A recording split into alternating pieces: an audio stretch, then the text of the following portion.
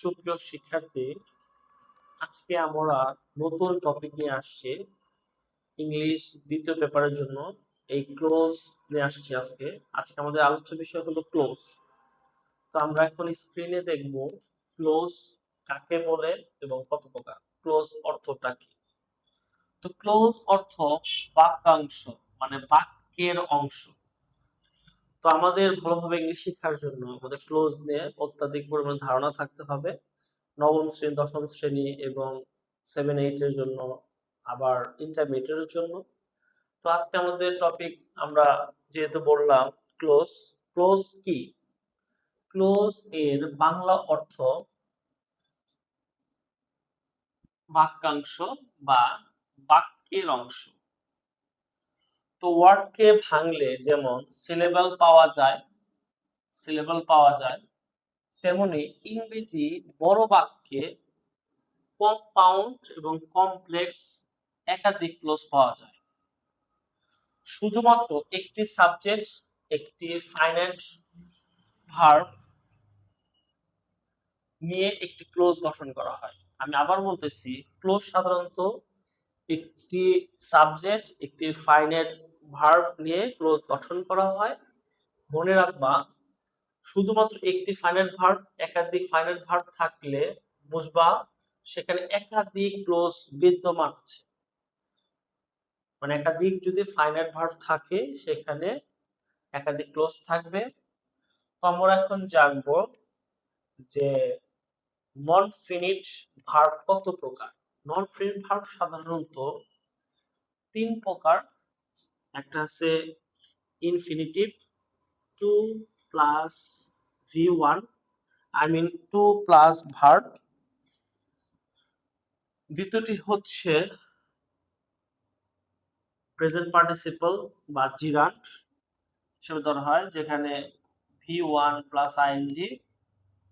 আচ্ছা, তৃতীয়টা হলো V3, past participle form. তো আমরা এখন জানলাম যে নন ফাইনাইট ভার্ব কত প্রকার, সাধারণত 3 প্রকার। নিচে আমরা দেখব ক্লোজের প্রকারভেদ। তো ক্লোজ আমরা একটু আগেই বলছি যে ক্লোজ সাধারণত 3 প্রকার। ক্লোজ মানে বাক্যাংশ। তো 3 প্রকার আমরা এখানে দেখতেছি। প্রথম ক্লোজ হলো প্রিন্সিপাল ক্লোজ, মানে স্বাধীন ক্লোজ। তো দ্বিতীয় নাম্বার হচ্ছে সাবঅর্ডিনেট ক্লোজ, মানে পরাধীন। আচ্ছা, 3 হচ্ছে কোঅর্ডিনেট ক্লোজ, সর্বশ্রেণীভুক্ত ক্লোজ। ওকে, যাই হোক, এখানে আমরা একটু ডেফিনেশন জানবো। প্রথম ডেফিনেশন হচ্ছে প্রিন্সিপাল ক্লোজের,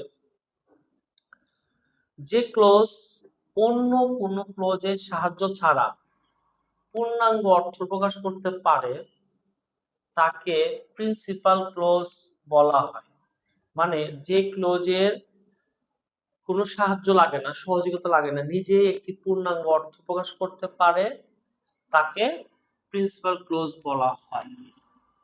আচ্ছা, তারপরে আমরা দেখব সাবঅর্ডিনেট ক্লোজ। যে ক্লোজ অন্য ক্লোজের সাহায্য ছাড়া পূর্ণাঙ্গ অর্থ প্রকাশ করতে পারে না, তাকে সাবঅর্ডিনেট ক্লোজ বলা হয়। ওকে, সাবঅর্ডিনেট ক্লোজ আবার কমপ্লেক্স সেন্টেন্স হিসেবেও পরিচিত, যেখানে 2 বা 3 একাধিক ফাইনাইট ভার্ব থাকবে সেরকম। যেমন এখানে একটা উদাহরণ দেখা আছে, since he was ill he could not go to school. Okay, তো এখানে ভার্ব আছে, একাধিক ফাইনাইট ভার্ব আছে। তো এটাকে আসলে আমরা সাবঅর্ডিনেট ক্লোজ হিসাবে ধরা হয়। আচ্ছা, এখন আমরা দেখব যে কোঅর্ডিনেট ক্লোজ, এটা সংজ্ঞা এই শীটে দেওয়া নাই, তা আমি বলে দেই। কোঅর্ডিনেট ক্লোজে সাধারণত দুটি সাবজেক্ট থাকবে, দুটি ফাইনাইট ভার্ব থাকবে, মাঝখানে এন্ড, সো, বাট এগুলো থাকবে। ধরতে গেলে ধরা যায় কম্পাউন্ড সেন্টেন্স এরকম। তো দুইটি সাবজেক্ট থাকবে, আবার কিছু কিছু ক্ষেত্রে থাকে না, সেটাও দেখতে হবে, অ্যাডভার্ব থাকবে। তো যাই হোক, আজকে আমাদের আলোচ্য বিষয় ছিল ক্লোজ। এই মোটামুটি এখানে বেসিক দেওয়া আছে। পরবর্তী আরেকটা এটা নিয়ে লেকচার থাকবে ক্লোজ নিয়ে, সেখানে আরো ডিটেলস হিসাবে তুলে ধরা। তো আজকের জন্য প্রিয় শিক্ষার্থী, আজকের জন্য এই পর্যন্তই। ধন্যবাদ।